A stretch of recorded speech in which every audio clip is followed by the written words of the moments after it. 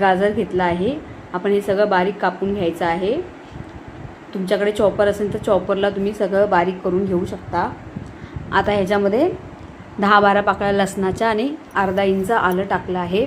2 हिरवी मिरची टाकली आहे त्याच्यात.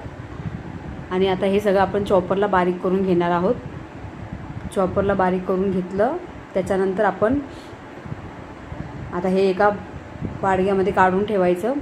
तोपर्यंत कढईमध्ये तेल गरम करत ठेवायचं आणि एक लांब असा कांदा कापून घ्यायचा, लांब सडक.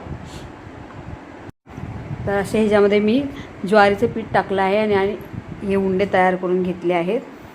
चांगला आता हे उंडे वाफवून घ्यायचे. हे बघा, आता मी कढईमध्ये तेल गरम करत ठेवलं आहे. त्याच्यामध्ये 1 मोठी इलायची, तेजपत्ता, दालचिनी आणि 5 लाल मिरची, अद्रक आणि लसूण, 4-5 लसणाच्या पाकळ्या आणि अर्धा इंच आलं, 1 मोठा कांदा असा लांब कापून घेतला आहे आणि 1 मोठा टमाटा कापून घेतला आहे. आता हा चांगला परतून घ्यायचा.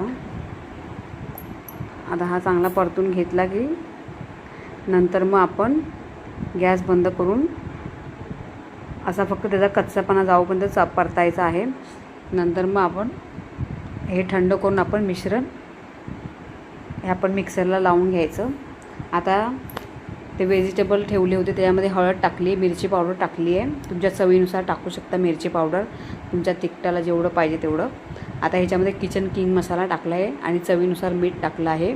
असं टाकून नंतर मी 1 वाटी ज्वारीचं पीठ टाकलं आहे. याच्यामध्ये मी बेसनाचा उपयोग नाही केला आहे. 1 वाटी मी ज्वारीचं पीठ टाकलं आहे. आता हे ज्वारीचं पीठ म्हणजे हे मस्त भाज्यांचे आणि ज्वारीचं पीठ हे मस्त उंडे मी तयार करून घेतलेत. हे बघा, त्यामध्ये पाणी न टाकता आपण हे उंडे तयार करून घ्यायचे आणि वाफवून घ्यायचे. नंतर जो मसाला तयार केला होता तो मिक्सरला वाटून घ्यायचा. तर मिक्सरला वाटून झाला. हे आपले उंडे पण वाफवून झाले आहेत. हे काढून नंतर त्याचा जसं पाहिजे तसं हे तुम्हाला काप करा. मी वड्याच्या आकाराचे काप केलेत. आणि आता कढईमध्ये आपला मसाला परतून घ्यायचा आहे.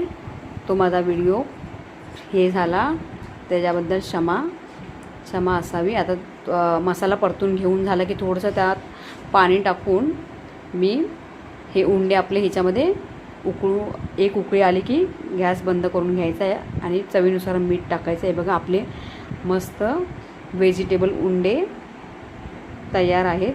तुम्हाला कसे वाटले रेसिपी मला कमेंट करून सांगा.